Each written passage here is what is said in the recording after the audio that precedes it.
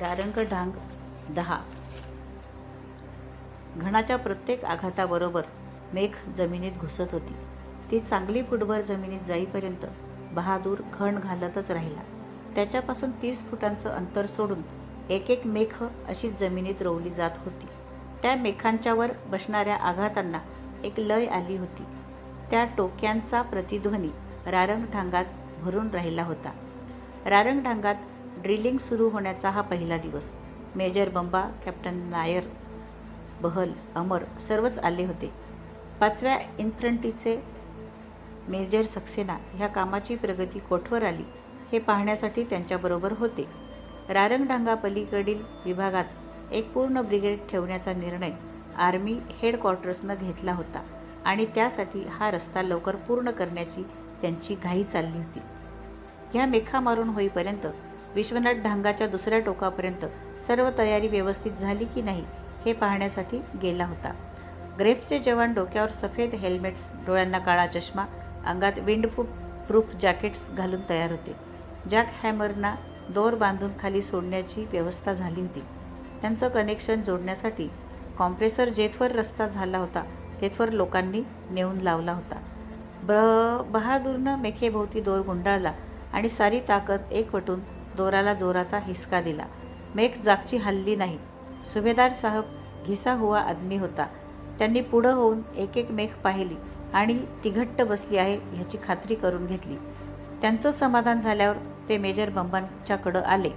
कडक सॅल्यूट करून म्हणाले, हा साप तयार है. मेजर बंबा म्हणाले, सुभेदार साहेब, आता कॉम्प्रेसर सुरू झाला, वेळ नको. कोण उतरणार पहिला? बोलता बोलता मेजर बंबा पहिल्या मेखेजवळ आले. त्यांनी दोर हातात घेतला आणि तो घट्ट धरत त्यांनी झुकून ढांगावरून खाली पाहिलं. जमिनीला पडलेल्या भेगेतून पाताळात पाहिल्यासारखं खालचं दृश्य दिसत होतं. खाली सतलज पाताळगंगा झाली होती. तिच्या काठावर उभे असलेले जवान टीचभर उंचीचे दिसत होते.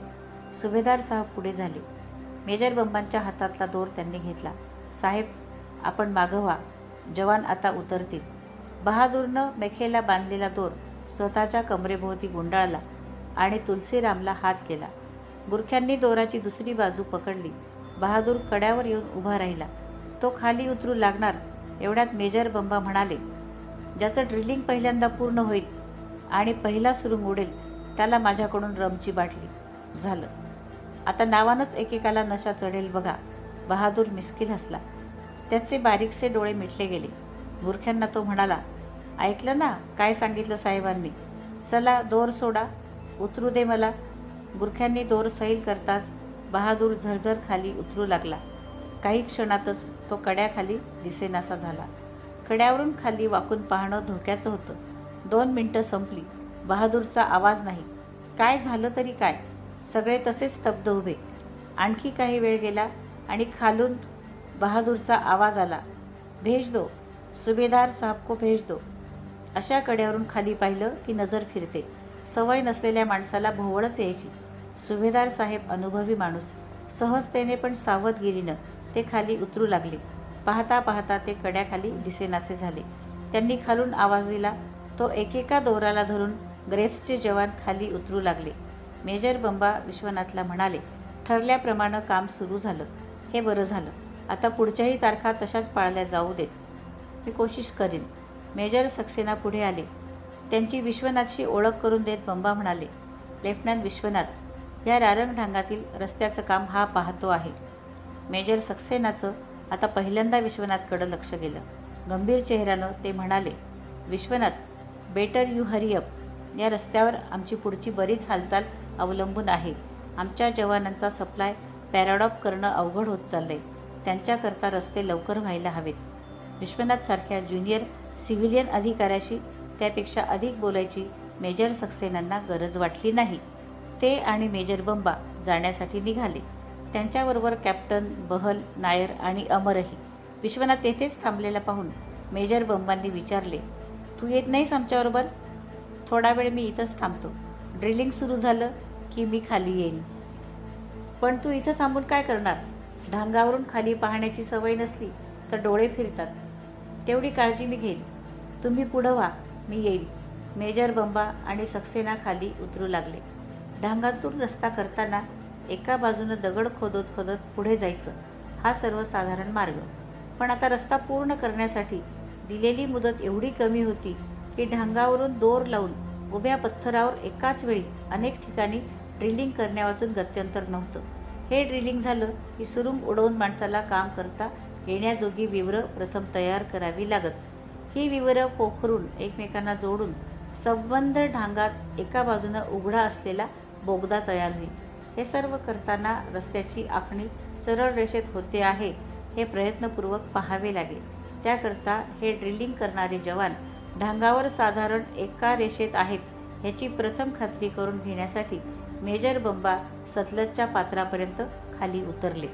तेथून त्यांनी वर पाहिलं. झाडांच्या पारंब्यांना माकडं लोंबकळावीत तसे ग्रेप्सचे जवान दिसत होते. ड्रिलिंग सुरू करण्यापूर्वी दगडावर खुणेच्या निशाण्या छिंदीनं खोदून कराव्या लागत.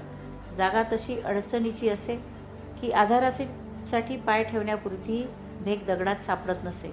दोर कमरेभोवती गुंडाळायचा आणि लोंबकळत छिंदीवर हातोडीनं टोकायचं. सतलजच्या पात्राजवळून पाहिलं की या दृश्याची भयानकता अंगावर शहारे आली. वाटे कोणाचा हात सुटला, दोर निसटला तर त्याला स्वाहा करायला ही सतलज शेजारी जिभल्या चाटते आहे. वरून 2-4 दगड सुटले. बहादूर जोराने ओरडला, संभालो. त्या आवाजासरशी लोंबकळणारे जवान पालीसारखे पहाडाला चिकटले. प्लास्टिकच्या हेल्मेटचा हे दगड थांबायचा काय उपयोग? कोणाच्या डोक्यात पडेल तर कपाळमोक्षच. जवानांनी हातात चेहरे लपवले. 2-3 मोठे दगड जवानांना ओलांडून खाली सतलजच्या पात्रात पडले. त्या मागोमाग बारीक बारीक दगड पडतच राहिले. कोणीतरी अर्वाच्य शिवी दिली, क्या मारना है क्या हमको? कौन है साला? नीचे देख नहीं सकता? बहादूर पुढं झोकून त्या जवानाला ओरडला, सर संभालो पहला, नहीं तो गाली देने के लिए भी जबान नहीं रहेगी. सुभेदार साहब ओरडले, कौन ऊपर से आ रहा है देखो पहिले. एव्हाना वरून येणारे 3-4 जॅक हॅमर्स दिसू लागले. दोराला लोंबकळणारे हे जॅक हॅमर्स काही ठिकाणी ढांगाला घासत, त्यामुळे निखळलेले दगड खाली पडत. पण नेमकं काय घडतं आहे ह्याची कल्पना वरच्या लोकांना येणं कठीण होतं. त्यांना खाली काम करणारी माणसं दिसत नव्हती. लोंबकळणाऱ्या जवानांना वरचे लोक दिसत नव्हते. खाली उभ्या असलेल्या मेजर बंबांना आणि त्यांच्याबरोबरच्या लोकांना जॅक हॅमर्स आणि लोंबकळणारे जवान दिसत होते. पण त्यांचा आवाज पहाडाच्या वरच्या बाजूला असलेल्या लोकांच्यापर्यंत पोहोचण्याची शक्यता नव्हती. वरून सोडलेले काही जॅक हॅमर्स जवानांच्या हाती लागले, पण काहींची जागा चुकली. जवानांना त्यांच्यापर्यंत पोहोचता येईना. ते जॅक हॅमर्स मागे पुढे करण्याच्या प्रयत्नात वरून दगड निसटत आणि खालून त्यांना शिव्यांचा प्रतिसाद मिळेल. याच वेळी कड्याच्या काठावर युनिफॉर्ममधील एक आकृती दिसू लागली. दोराला धरून ती एक पाऊल सावकाश उतरत होती. त्या हालचालीत ग्रेपच्या जवानांची अथवा गुरख्यांची सहजता नव्हती. कोण आहे तो? मेजर बंबाने विचारलं. डॅम इडियट, याला काय मरायचं आहे? त्यांच्या शेजारी जवानांना सूचना देण्यासाठी हातात कर्णा घेऊन उभा असलेला लान्स नाईक सर्जेराव गायकवाड म्हणाला, ते लेफ्टनंट विश्वनाथ आहेत सर. त्याच्या हातातला कर्णा ओढून घेत मेजर बंबा ओरडले, विश्वनाथ, यू गेट बॅक. हा आवाज त्याच्यापर्यंत पोहोचला की नाही हे समजायला मार्ग नव्हता, पण विश्वनाथ तिथंच थांबला. अशा उंचीची सवय असल्याखेरीज असं काही करणं हे मूर्खपणानं आत्मघात करण्यासारखं होतं.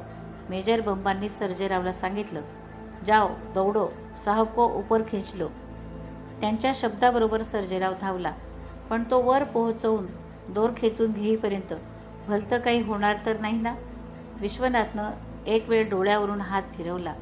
दोर धरून एक पाऊल टाकत तो आणखी काही फूट खाली आला. त्या जागेवरून त्याला खालचे जवान स्पष्ट दिसू लागले. त्याचा आवाज वरच्या लोकांना ऐकू जात होता. त्यानं दिलेल्या सूचनांप्रमाणे जॅक हॅमर्स वळवले जाऊ लागले. जवानांच्या हाती ते नेमके मिळाले. इतका वेळ थांबलेला कॉम्प्रेसर सुरू झाला. छिंदीनं पाडलेल्या भोकांना जॅक हॅमर्स पोखरू लागले. रारंग ढांगात ड्रिलिंग सुरू झालं. विश्वनाथ दोर धरून हळूहळू वर चढू लागला. वरचे लोक पुढे झाले. त्यांनी विश्वनाथला हात दिला. कड्यापलीकडं तो दिसेनासा झाला. मेजर बंबांनी डोक्यावरचं हेल्मेट काढलं आणि चकाकणारे घामाचे थेंब पुसत ते म्हणाले, ओह ब्लडी सिव्हिलियन. डिटॅचमेंट 3 पासून थोड्याच अंतरावर एक लहानशी गुहा होती. या गुहेत पूर्वी कधी जंगली श्वापद राहत असतील, पण आता तेथे बहादूर आणि त्याचे 5 गुरखे राहत होते. ग्रेफच्या जवानांना तंबू मिळत. लोकल लेबर काम संपलं की जवळपासच्या खेडात आपापल्या घरी परते. पण नेपाळहून पोटाच्या शोधात इतक्या दूरवर आलेल्या गुरख्यांना मात्र विवर खबदाडी असा काही आडोसा शोधावा लागे. चुलीवर भात शिजत होता. बहादूर एक लाकूड चुलीत सरकवत बसला होता. गोळा करून आणलेल्या लाकडातही काही ओली असावीत. गुहेत धूर कोंदटला होता, पण त्याकडं गुरख्यांचं लक्ष नव्हतं. एका मेणबत्तीभोवती 5 जण गोळा झाले होते. भात चुलीवर ठेवल्यापासून खेळ चालू होता. बोधीरामनं हातात कवड्या खुळखुळवल्या आणि जमिनीवर टाकल्या. 3, बस 3च हवे होते. त्यानं सोंगटी पुढं हलवली आणि त्या घरात असलेली तुलसीरामची सोंगटी त्यानं फेकून दिली. यहाँ रखो, हरेका 8-8 आणा. चौघेही स्तब्ध राहिले. कोणीच पैसे काढले नाहीत. बोधीरामला घाई नव्हती. त्याला त्याचा विजय एखादा पदार्थ आवडीने खावा तसा अनुभवायचा होता. त्यानं शेजारचा पेला उचलला आणि रमचा एक घोट घेतला. रारंगडांगा ड्रिलिंग सुरू झालं होतं. पहिला दिवस खुशीचा दिवस. ही खुशी मेजर बंबांनी बाटलीत भरून गुरख्यांच्या स्वाधीन केली होती. मोठा दिलदार माणूस. बोधीराम आज खुश होता. कितीतरी दिवसांनी प्यायला मिळालं आहे. त्यात मजेची गोष्ट ही की आज आहे पगाराचा दिवस. पैसा हात में और बोटल साथ में. आणखीन काय हवं? खेलो दोस्त खेलो. स्वतःच्या तंद्रीत हरवलेला बोधीराम ओरडला, पण कुणी हल्लं नाही. मग चौघांच्या चेहऱ्यावरून नजर फिरवत तो म्हणाला, नहीं खेलोगे, मेरे साथ नहीं खेलोगे. आदमी के पास पैसा आता जाता है तो दोस्त भी पराये हो जाते हैं क्या? रखो ना इधर 8 आणा. त्यानं एवढं विनवून सांगितलं तरी कोणी हल्लं नाही. बोधीरामच्या पेल्यातली रम संपली. त्यानं बाटली उचलून पाहिलं तर तिच्यात एकही थेंब नव्हता. त्याचा धीर संपला. तो एकदम ओरडला, सगळी संपवलीत? हां, रम नाही आणि पैसाही नाही, मग कशाला बसला तिथं? टाका 8-8 आणे आणि उठा. त्यानं रागानं सारीपाट उधळून लावला. कवड्या फेकून दिल्या आणि शेजारच्या तुळशीरामला पकडलं. चलो पैसा निकालो. तुळशीरामला खूपच चढली होती. या सगळ्यात तो तरुण. प्यायचा फारसा अनुभव नाही. कसाबसा स्वतःवर ताबा ठेवून तो राहिला होता. त्याचा कोट धरून त्याला बोधीरामनं गदगदा हलवलं. तसं त्याला वाटलं की आतापर्यंत आपण प्यायलो ती पोटात जाण्याऐवजी डोक्यातच चढली आहे. पाण्यासारखी डोक्यात हलते आहे. त्यानं खिसे चाचपले, पण कोणत्याही खिशात आता पैसे उरले नव्हते. बोधीरामनं त्याला पकडलं. 8 आणा, 8 आणा दो. चुली शेजारी बसलेल्या बहादूरनंही पाहिलं. त्याला वाटलं उठावं, त्यांची भांडणं सोडवावीत, पण चुलीची ऊब आणि पेल्याच्या तळाशी उरलेली थोडीशी रम सोडून त्याला उठवेना. तो तेथूनच म्हणाला, बोधीराम छोड़ दे उसे. क्यों छोड़ दूँ? बोधीरामनं एकदम चवताळून विचारलं. इसका 8 आणा कौन देगा? सरदार तुम देगा? हा प्रश्न ऐकताच बहादूरच्या डोक्यात सणक आली, पण त्याला उठावंसं वाटेना. त्यानं पेला उचलला आणि तोंडाला लावून उलटा केला. तुलसीरामनं बोधीरामचा हात काढण्याचा प्रयत्न केला. तो त्याच्या डोक्यावर असा फटका बसला की तो धडपडत पुढं जाऊन बहादूरच्या पायापाशी कोसळला. सरदार के पैर पकडता है, अब तुम्हें कोई नहीं बचा सकता. यह सरदार क्या, मेजर बंबा भी नहीं बचा सकता. त्यानं तुलसीला उठवलं आणि एक फटका काडकन त्याच्या थोबाडावर ठेवून दिला. तुलसीच्या धुंदावलेल्या डोळ्यांसमोर तारे चमकले आणि तो कोसळला. आणि मग काय झालं हे गुहेत कुणाच्या लक्षातच आलं नाही. चुलीजवळचं लाकूड घेऊन बहादूर एकदम उठला आणि त्यानं 2-3 फटके पुऱ्या ताकदीनं बोधीला लगावले. झटक्यात बोधीची नशा उतरली. सरदार मारना नाही म्हणून तो मागं सरकला, पण बहादूर थांबला नाही. तो बोधीच्या मागे धावला. सरदार क्या करेगा, दिखाता हूँ तुमको. सरदार क्या करेगा. स्वतःशीच बोलत तो हातातल्या लाकडाचे फटके बोधीला लगावत होता. माफ करना सरदार म्हणत बोधी बाहेर धावला. हातातलं लाकूड सरकावत बहादूर त्याच्या मागं जाणार एवढ्या गुहेच्या तोंडाशी त्याच्या डोळ्यावर टॉर्चचा प्रखर प्रकाश झोत पडला. त्याचे डोळे दिपले. पुढचं काही दिसेना. एका हातानं डोळ्यावर सावली धरत बहादूर ओरडला, कौन साला मुझे रोकता है. पण त्याचं वाक्य पूर्ण होण्यापूर्वीच कोणीतरी त्याच्या हातातलं लाकूड हिसकावून घेतलं.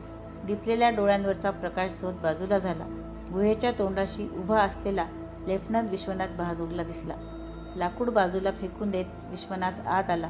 टॉर्चच्या प्रकाशात त्यानं गुहा निरखून पाहिली. जमिनीवर कवड्या पडल्या होत्या.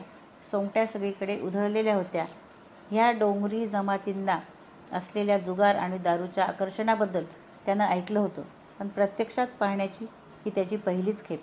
मेजर बंबांनी गुरख्यांना रमची एक बाटली दिल्याचं त्याला माहीत होतं, पण इथं 2 रिकाम्या बाटल्या कशा दिसतात? विश्वनाथनं दोन्ही बाटल्या उचलल्या आणि तो बहादूरला म्हणाला, ही दुसरी बाटली कोठून आली? बहादूर बोलला नाही. त्याच्या गुरख्यांपैकीही कोणी काही सांगितलं नाही. विश्वनाथ काही वेळ स्तब्ध राहिला. मग म्हणाला, सरदार, उद्या सकाळी 9 वाजता सगळे ऑफिसात हजर व्हा. जुगार खेळण्यासाठी आणि दारू पिऊन मारामारी करण्यासाठी एवढ्या लांबवर येण्याची गरज नाही. तुम्हाला डिसमिस करून नेपाळला परत पाठवलं जाईल हे मी पाहीन. विश्वनाथ गुहेबाहेर निघाला तसा बहादूर एकदम धावत पुढं आला. साहेब, एकदा चुकी झाली, माफ करना. बहादूर बरोबर ते 5ही गुरखे फिरून फिरून विश्वनाथची विनवणी करू लागले. तुमचा मला भरोसा नाही. आता म्हणाल आणि परत हेच कराल. त्यांना ओलांडून पलीकडे जात विश्वनाथ म्हणाला. सगळेच खचून गेले. विश्वनाथच्या मागोमाग जाण्या एवढंही त्यांना बळ राहिलं नाही. विश्वनाथ गुहेबाहेर आला. तो उतरून खाली जाणार तोच बहादूर त्याच्या समोर येऊन उभं राहिला. साहेब, माझं जरा ऐका. असं रागानं जाऊ नका. इथं ह्या खबदाडात आम्ही राहतो. पावसात भिजतो, उन्हातान्हात राबतो. अंगावर एक चादर, एक कुर्ता, एक पायजमा. आपण देता ती रोटी खातो. तुम्ही म्हणाल तेव्हा दिवस रात्र काम करतो. उद्या तुम्ही आम्हाला कामावरून काढलं तर अख्ख्या बॉर्डर रोडमध्ये कुठं काम मिळायचं नाही. नावापुढे धब्बा लागेल आमच्या. साहेब, असं एकदम काढलं तर आम्ही इथे भुके मरूच, पण आमची बायका मुले निमची बाजारमध्ये उपाशी तापाशी तडफडतील. साहेब, मी सरदार आहे त्यांचा. माझ्यावर जबाबदारी आहे त्यांची. एक वेळ माफ करा. बहादूरच्या डोळ्यातून खरोखरच पाणी वाहू लागलं. विश्वनाथ तसाच स्तब्ध उभा राहिला आणि मग त्यानं हातातल्या रिकाम्या बाटल्या बाजूस फेकून दिल्या. परत हे करू नका. खाली वाकून नमस्कार करणाऱ्या बहादूरकडं पाहणं टाळून विश्वनाथ झपाझप खाली उतरला. कॅम्पचा रस्ता चालू लागला. रारंगढांग 10. घणाच्या प्रत्येक आघाताबरोबर मेघ जमिनीत घुसत होती. ती चांगली फुटभर जमिनीत जाईपर्यंत बहादूर घण घालतच राहिला. त्याच्यापासून 30 फुटांचं अंतर सोडून एक एक मेख अशीच जमिनीत रोवली जात होती. त्या मेखांच्यावर बसणाऱ्या आघातांना एक लय आली होती. त्या टोक्यांचा प्रतिध्वनी रारंगढांगात भरून राहिला होता. रारंगढांगात ड्रिलिंग सुरू होण्याचा हा पहिला दिवस. मेजर बंबा, कॅप्टन नायर, बहल, अमर सर्वच आले होते. 5व्या इन्फंट्रीचे मेजर सक्सेना ह्या कामाची प्रगती कोठवर आली हे पाहण्यासाठी त्यांच्याबरोबर होते. रारंगढांगा पलीकडील विभागात एक पूर्ण ब्रिगेड ठेवण्याचा निर्णय आर्मी हेडक्वार्टर्सनं घेतला होता आणि त्यासाठी हा रस्ता लवकर पूर्ण करण्याची त्यांची घाई चालली होती. ह्या मेखा मारून होईपर्यंत विश्वनाथ ढांगाच्या दुसऱ्या टोकापर्यंत सर्व तयारी व्यवस्थित झाली की नाही हे पाहण्यासाठी गेला होता. ग्रेफ्सचे जवान डोक्यावर सफेद हेल्मेट्स, डोळ्यांना काळा चष्मा, अंगात विंडप्रूफ जॅकेट्स घालून तयार होते. जॅक हॅमरना दोर बांधून खाली सोडण्याची व्यवस्था झाली होती. त्यांचं कनेक्शन जोडण्यासाठी कॉम्प्रेसर जेथवर रस्ता झाला होता तेथवर लोकांनी नेऊन लावला होता. बहादूरनं मेखेभोवती दोर गुंडाळला आणि सारी ताकद एकवटून दोराला जोराचा हिसका दिला. मेख जागची हलली नाही. सुभेदार साहब घिसा हुआ आदमी होता. त्यांनी पुढं होऊन एक एक मेख पाहिली आणि ती घट्ट बसली आहे ह्याची खात्री करून घेतली. त्यांचं समाधान झाल्यावर ते मेजर बंबांच्याकडं आले. कडक सॅल्यूट करून म्हणाले, हा साब तयार आहे. मेजर बंबा म्हणाले, सुभेदार साब, आता कॉम्प्रेसर सुरू झाला. वेळ नको. कोण उतरणार पहिला? बोलता बोलता मेजर बंबा पहिल्या मेखेजवळ आले. त्यांनी दोर हातात घेतला आणि तो घट्ट धरत त्यांनी झुकून ढांगावरून खाली पाहिलं. जमिनीला पडलेल्या भेगेतून पाताळात पाहिल्यासारखं खालचं दृश्य दिसत होतं. खाली सतलज पाताळगंगा झाली होती. तिच्या काठावर उभे असलेले जवान टीचभर उंचीचे दिसत होते. सुभेदार साहेब पुढे झाले. मेजर बंबांच्या हातातला दोर त्यांनी घेतला. साहेब, आपण मागं व्हा. जवान आता उतरतील. बहादूरनं मेखेला बांधलेला दोर स्वतःच्या कमरेभोवती गुंडाळला आणि तुलसीरामला हात केला. बुरख्यांनी दोराची दुसरी बाजू पकडली. बहादूर कड्यावर येऊन उभा राहिला.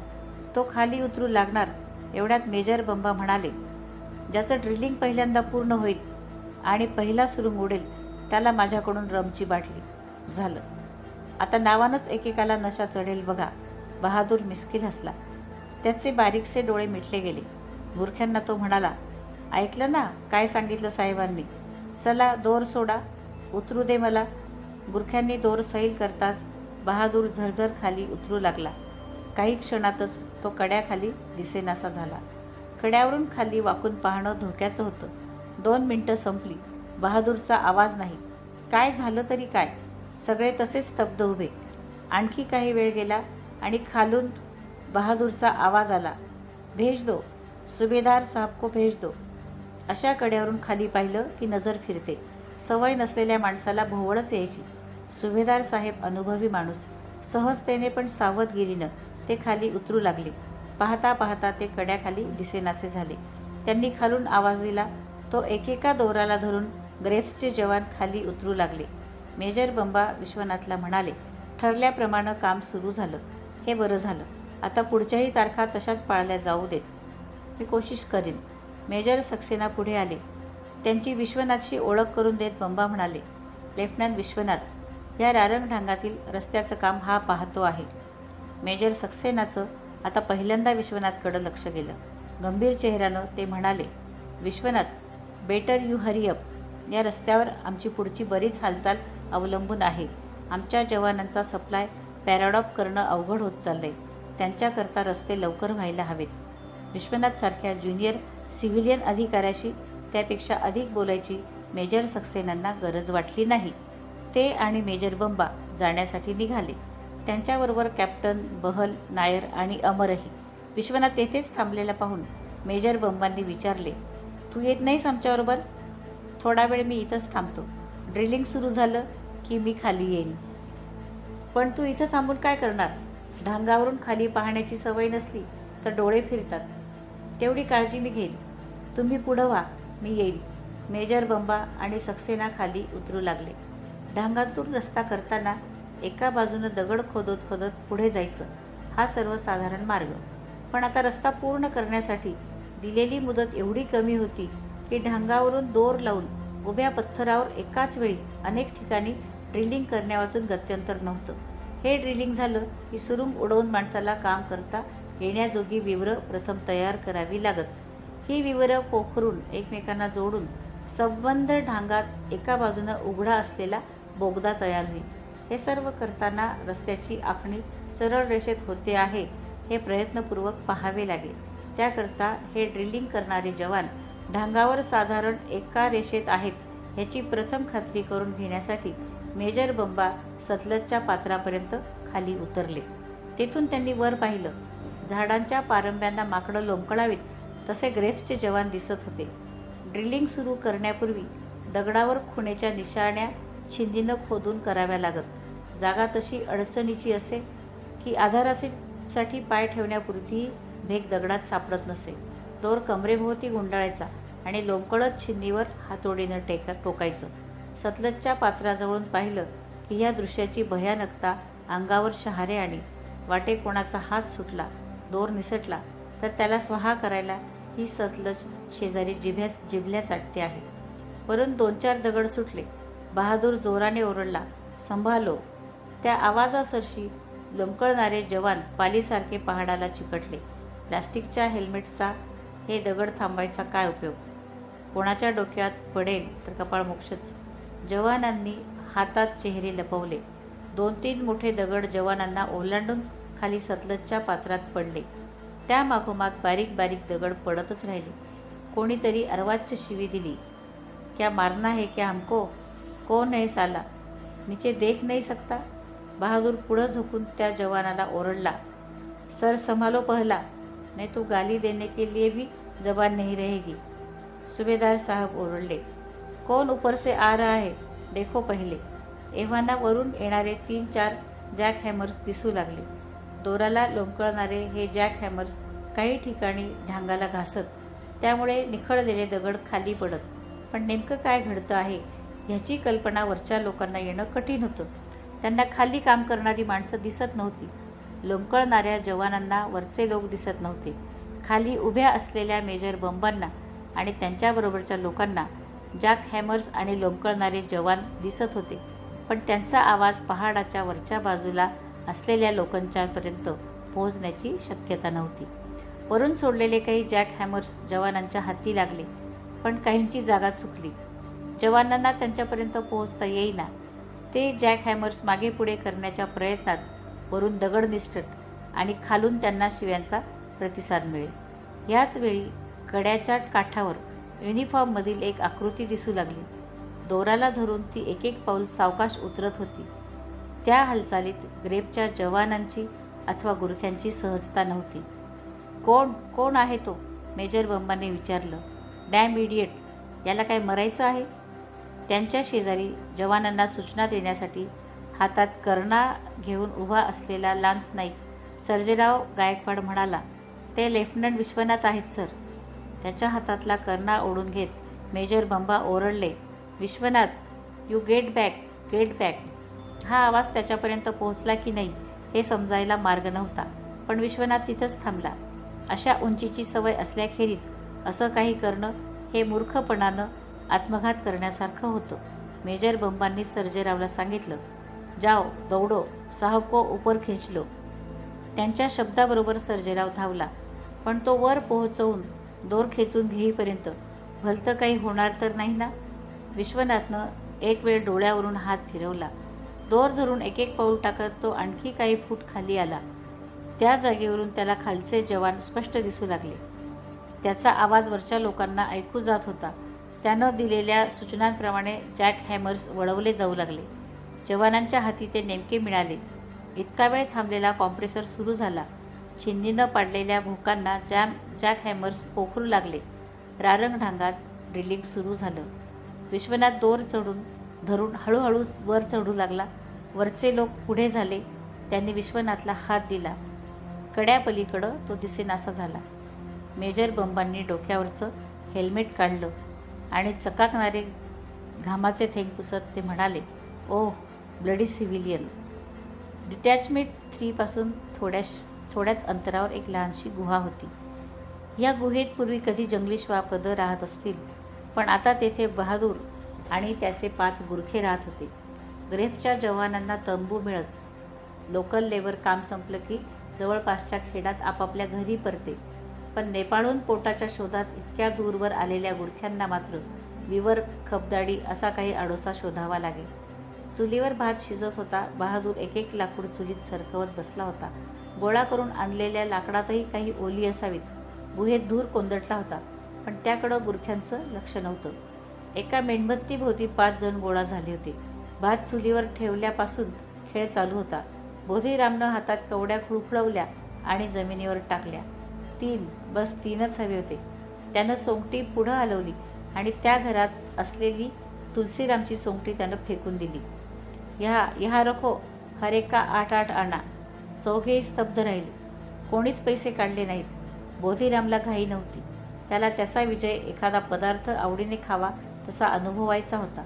त्यानं शेजारचा पेला उचलला आणि रमचा एक घोट घेतला. रारंगडांगात ड्रिलिंग सुरू झालं होतं. पहिला दिवस खुशीचा दिवस. ही खुशी मेजर बंबांनी बाटलीत भरून गुरख्यांच्या स्वाधीन केली होती. मोठा दिलदार माणूस. बोधीराम आज खुश होता. कितीतरी दिवसांनी प्यायला मिळालं आहे. त्यात मजेची गोष्ट ही की आज आहे पगाराचा दिवस. पैसा हात में और बोटल साथ में. आणखीन काय हवं? खेलो दोस्त खेलो. स्वतःच्या तंद्रीत हरवलेला बोधीराम ओरडला, पण कुणी हल्लं नाही. मग चौघांच्या चेहऱ्यावरून नजर फिरवत तो म्हणाला, नहीं खेलोगे, मेरे साथ नहीं खेलोगे. आदमी के पास पैसा आता जाता है तो दोस्त भी पराये हो जाते हैं क्या? रखो ना इधर 8 आणा. त्यानं एवढं विनवून सांगितलं तरी कोणी हल्लं नाही. बोधीरामच्या पेल्यातली रम संपली. त्यानं बाटली उचलून पाहिलं तर तिच्यात एकही थेंब नव्हता. त्याचा धीर संपला. तो एकदम ओरडला, सगळी संपवलीत? हां, रम नाही आणि पैसाही नाही, मग कशाला बसला तिथं? टाका 8-8 आणे आणि उठा. त्यानं रागानं सारीपाट उधळून लावला. कवड्या फेकून दिल्या. आणि शेजारच्या तुळशीरामला पकडलं. चलो पैसा निकालो. तुळशीरामला खूपच चढली होती. या सगळ्यात तो तरुण. प्यायचा फारसा अनुभव नाही. कसाबसा स्वतःवर ताबा ठेवून तो राहिला होता. त्याचा कोट धरून त्याला बोधीरामनं गदगदा हलवलं. तसं त्याला वाटलं की आतापर्यंत आपण प्यायलो ती पोटात जाण्याऐवजी डोक्यातच चढली आहे. पाण्यासारखी डोक्यात हलते आहे. त्यानं खिसे चाचपले, पण कोणत्याही खिशात आता पैसे उरले नव्हते. बोधीरामनं त्याला पकडलं. 8 आना, 8 आना दो. चुलीशेजारी बसलेल्या बहादूरनं हे पाहिलं. त्याला वाटलं उठावं, त्यांची भांडणं सोडवावीत, पण चुलीची ऊब आणि पेल्याच्या तळाशी उरलेली थोडीशी रम सोडून त्याला उठवेना. तो तेथूनच म्हणाला, बोधीराम छोड़ दे उसे. क्यों छोड़ दूँ? बोधीरामनं एकदम चवताळून विचारलं. इसका 8 आना कौन देगा? सरदार तुम देगा? हा प्रश्न ऐकताच बहादूरच्या डोक्यात सणक आली, पण त्याला उठावंसं वाटेना. त्यानं पेला उचलला आणि तोंडाला लावून उलटा केला. तुलसीरामनं बोधीरामचा हात काढण्याचा प्रयत्न केला. तो त्याच्या डोक्यावर असा फटका बसला की तो धडपडत पुढं जाऊन बहादूरच्या पायापाशी कोसळला. सरदार के पैर पकडता है, अब तुम्हें कोई नहीं बचा सकता. यह सरदार क्या, मेजर बंबा भी नहीं बचा सकता. त्यानं तुलसीला उठवलं आणि एक फटका काडकन त्याच्या थोबाडावर ठेवून दिला. तुलसीच्या धुंदावलेल्या डोळ्यांसमोर तारे चमकले आणि तो कोसळला. आणि मग काय झालं हे गुहेत कुणाच्या लक्षातच आलं नाही. चुलीजवळचं लाकूड घेऊन बहादूर एकदम उठला आणि त्यानं 2-3 फटके पुऱ्या ताकदीनं बोधीला लगावले. झटक्यात बोधीची नशा उतरली. सरदार मारना नाही म्हणून तो मागं सरकला, पण बहादूर थांबला नाही. तो बोधीच्या मागे धावला. सरदार क्या करेगा, दिखाता हूँ तुमको. सरदार क्या करेगा. स्वतःशीच बोलत तो हातातल्या लाकडाचे फटके बोधीला लगावत होता. माफ करना सरदार म्हणत बोधी बाहेर धावला.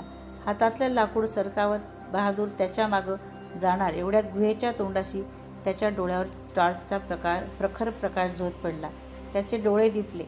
पुढचं काही दिसेना. एका हातानं डोळ्यावर सावली धरत बहादूर ओरडला, कौन साला मुझे रोकता है. पण त्याचं वाक्य पूर्ण होण्यापूर्वीच कोणीतरी त्याच्या हातातलं लाकूड हिसकावून घेतलं. दिपलेल्या डोळ्यांवरचा प्रकाश झोत बाजूला झाला. गुहेच्या तोंडाशी उभा असलेला लेफ्टनंट विश्वनाथ बहादूरला दिसला. लाकूड बाजूला फेकून देत विश्वनाथ आत आला. टॉर्चच्या प्रकाशात त्यानं गुहा निरखून पाहिली. जमिनीवर कवड्या पडल्या होत्या. सोंगट्या सगळीकडे उधळलेल्या होत्या. ह्या डोंगरी जमातींना असलेल्या जुगार आणि दारूच्या आकर्षणाबद्दल त्यानं ऐकलं होतं, पण प्रत्यक्षात पाहण्याची ही त्याची पहिलीच खेप. मेजर बंबांनी गुरख्यांना रमची एक बाटली दिल्याचं त्याला माहीत होतं, पण इथं 2 रिकाम्या बाटल्या कशा दिसतात. विश्वनाथनं दोन्ही बाटल्या उचलल्या आणि तो बहादूरला म्हणाला, ही दुसरी बाटली कोठून आली. बहादूर बोलला नाही. त्याच्या गुरख्यांपैकीही कोणी काही सांगितलं नाही. विश्वनाथ काही वेळ स्तब्ध राहिला.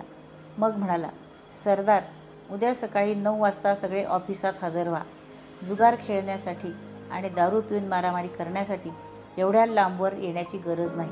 तुम्हाला डिसमिस करून नेपाळला परत पाठवलं जाईल हे मी पाहीन. विश्वनाथ गुहेबाहेर निघाला तसा बहादूर एकदम धावत पुढं आला. साहेब एकदा चुकी झाली, माफ करना. बहादूर बरोबर ते 5ही गुरखे फिरून फिरून विश्वनाथची विनवणी करू लागले. तुमचा मला भरोसा नाही. आता म्हणाल आणि परत हेच कराल. त्यांना ओलांडून पलीकडे जात विश्वनाथ म्हणाला. सगळेच खचून गेले. विश्वनाथच्या मागोमाग जाण्या एवढंही त्यांना बळ राहिलं नाही. विश्वनाथ गुहेबाहेर आला. तो उतरून खाली जाणार तोच बहादूर त्याच्या समोर येऊन उभं राहिला. साहेब माझं जरा ऐका. असं रागानं जाऊ नका. इथं ह्या खबदाडात आम्ही राहतो. पावसात भिजतो, उन्हातान्हात राबतो.